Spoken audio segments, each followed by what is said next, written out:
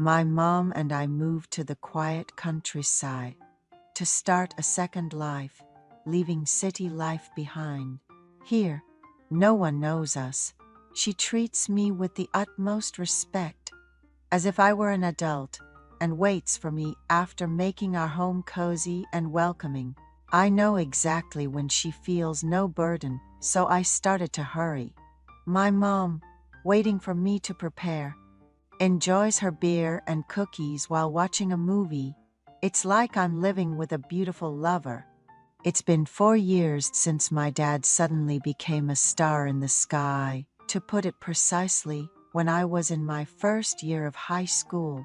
That day, the weather turned from clear to stormy, pouring down heavy rain. I had studied hard for a major exam and, thanks to my mom's teachings, scored 100, making it an even happier day. I was about to surprise her when I got home, but I called instead. Her voice, unlike usual, was trembling. "I just got the call your dad passed away. There was an accident, and though he was rushed to a major hospital, he didn't make it," she sobbed. "Which hospital, Mom?" I asked. "It's the funeral home at the university hospital near our house. Come quickly, Liam." I immediately caught a taxi to the funeral home. My mom looked like she had just arrived from home, pacing back and forth alone. I contacted my father's business associates, and as an only son, I was overwhelmed with arranging the funeral. My mom cried until she lost consciousness and had to rest in a hospital room. I remember that day as one when my father left happily. "I'm going to get an investment from the biggest player in the industry this afternoon. We'll be able to live more comfortably," he sang cheerily. On his way to meet the investor, he had an accident with a large construction vehicle coming out of a construction site. After the funeral, returning home, sitting quietly with my mom, the house felt incredibly bleak without Dad. My uncle, my mom's brother, patted her shoulder, offering a word of encouragement before hugging me and leaving. I hardly remember my biological mother. She passed away from a genetic disease when I was in kindergarten. I vaguely remember my dad crying a lot at that time. I remember crying at a strange funeral home, asking my mom's photo, "Mom, why are you here?" With my mom gone, my grandmother came to live with us and took care of me because my dad was too busy with his business. I recall crying a lot over missing my mom, even when eating the warm meals my grandmother prepared. Poor thing without a mom. She would console me and we'd end up crying together. Sadly, my grandmother passed away in her sleep from a heart attack. My relatives kept pushing my dad to remarry, questioning whether he could raise his young son alone. Dad always said, "The only woman in my life is Liam's mom," and didn't date anyone. However, after much persuasion from the elders about a good woman they knew, he met my stepmom. She had an oval face with big, bright eyes, was quite tall and very slim. My stepmom, who hadn't thought about marriage, fell for Dad's warm personality and decided to marry him. At that time, I was in elementary school, and my stepmom was in her early 30s. To me, she was beautiful and kind. When Dad introduced her, missing the warmth of a mother, I ran into her arms asking, "Will you be my mom now?" With a smile. My stepmom embraced me with love from the moment I called her mom. She tutored middle and high school students and brought her students to our house. After school, I learned from her, and when she was busy, I'd run errands to get snacks for my brother and sister. She declared she would focus on raising me and not have any more children, which I found enviable when I saw friends with siblings. I once whined to Dad, wishing for a beautiful little sister. But he said, Liam, there's no guarantee of having a daughter, and our family plan is already complete, with a laugh.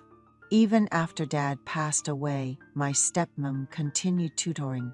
I got into a pretty good university, and on the day I confirmed my admission, my stepmom was overjoyed. People told her that now Liam was an adult. He should leave home and live freely. But whenever she heard this, my stepmom would say, My only family is Liam. Don't tell me what to do with my life. Shutting down those unnecessary comments, she emphasized that her only hope was me. I felt both sorry and thankful for her, so I tried to spend more time with her. One day, I asked her why she married a man with a child. She said, After meeting your dad, I thought his gentle and domestic nature would make him a good husband. Plus, you were so adorable when you ran up and called me Mom that I wanted to join this family quickly. Though people judged her for marrying a man with a son, she said she didn't care about their opinions. Lately, my mom has been shedding tears, missing Dad so much that it breaks my heart. So, I held her tight. Stroking my hair, she said, I just need you, Liam. Seeing you reminds me of your dad. That's all I need.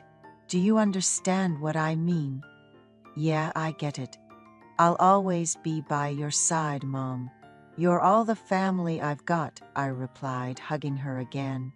College life has been fun. A whole different world from the studious days of high school, coming home after a light drink with upperclassmen and friends. Mom would shyly smile and say, Liam, I get so lonely. Dad's not here, and you're growing up so well. Could you come home a bit earlier? That's when I realized how lonely she must feel. Despite her young age, she seemed so solitary. After midterms, Mom suggested we have a beer together. She wore a pretty dress that day, and as we shared stories about her college days over several beers, I couldn't help but notice she was still beautiful. I wanted to spend more time with her, but couldn't express it. Whether it was my feelings or hers that came first, we never discussed it. That night, Mom got a bit tipsy and continued chatting with her legs up on the couch. Unable to hold back any longer, we ended up in the bedroom. Waking up in the early morning, Mom said it was a wonderful time, tears in her eyes. It was awkward being my first time, but since then we've been living in the same space. Mom checks important dates on an app and tells me to be careful. Throughout college, we stayed together. I had a girlfriend briefly, but never developed a deep relationship. Mom said not to worry about jealousy and to enjoy dating, but I told her, I haven't met anyone as beautiful as you. Don't say things you don't mean, and hugged her. Comforted by my words, Mom sighed deeply. After graduating college and landing a good job, Mom suggested we move away from tutoring and find a quiet place to live. We sold our house and bought land nearby to build a cozy home. We made a promise to each other to never marry and just live together.